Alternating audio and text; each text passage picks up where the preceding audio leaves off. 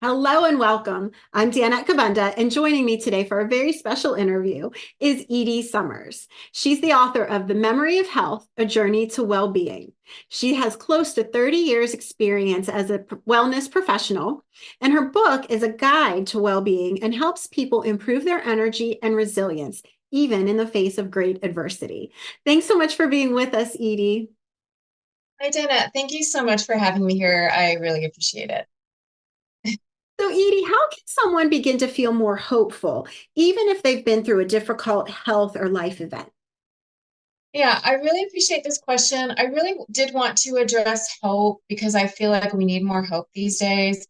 And so, especially if someone's going through adversity, whether that's for a life challenge, a health or wellness challenge, it can be easy to lose hope. However, it can also be easy to kind of feel a sense of hope because they're very much tied together. So I would say if you're feeling that there might be a spark of hope, latch onto that because hope is telling you that change is right around the corner. If you feel like you can't feel it because things can get pretty heavy depending on what you're dealing with, and I completely understand that in this kind of modern world that we're living in, there's a lot happening right now.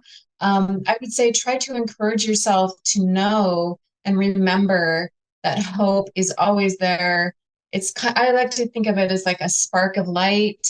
It's always around the corner. And the reason I know this is because life keeps changing, and that means it can change for the better. So even if you're kind of in that dark space, just know that hope is there because life is constantly changing, and that means possibility is there and hope is there. Oh, beautiful. And what about resilience? How can someone start to feel resilient overall and bounce back from some of the more difficult life challenges? Yeah, so I appreciate that question too. So first, I would say when you're thinking of resilience, you want to think of building up your reserves, because that's what's going to give you that resilience. You could think of on the physical level, you could think of nutritional reserves, really important.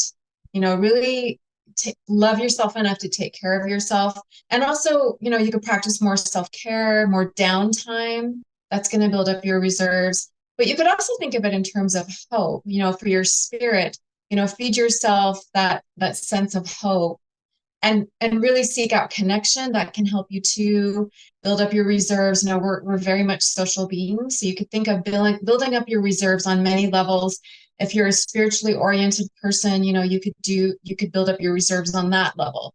Just think of adding to your bucket in a positive way, build up those reserves, and that's going to improve your overall resilience. And how do hope and resilience play into or affect our mental health? Oh, yeah, I love that question. I think it's really relevant today, because we are dealing with more mental health issues than ever. And I know it can be easy to think, oh, that doesn't apply to me, or you don't want to think that it applies to you, but we could all use more hope. We all need more resilience, and mental health is really, really important. How I like to think of it is kind of peace of mind. So, hope and resilience can make you feel more peaceful and also feeling more clarity. You could think of clarity of mind, peace of mind, what's going to improve that. So, if you're feeling more hopeful, usually you're going to feel more positive. That can improve your mental health. If you're building up your reserves on any level, physically, spiritually, emotionally, mentally, that's going to make you feel kind of stronger, but also give you more of a peace of mind and mental clarity.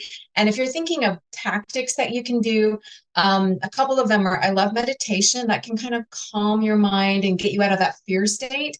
But also, if we're tying this back to, let's say, hope, you can create what's called a habit of hope. And it's one of the easier habits to create.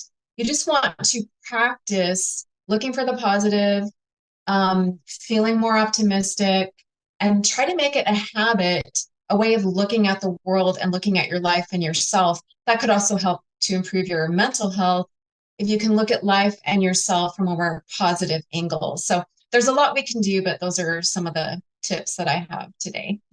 Oh, thank you so much. Great tips. I definitely building a habit of hope. That's perfect. Thank you so much for sharing all of this.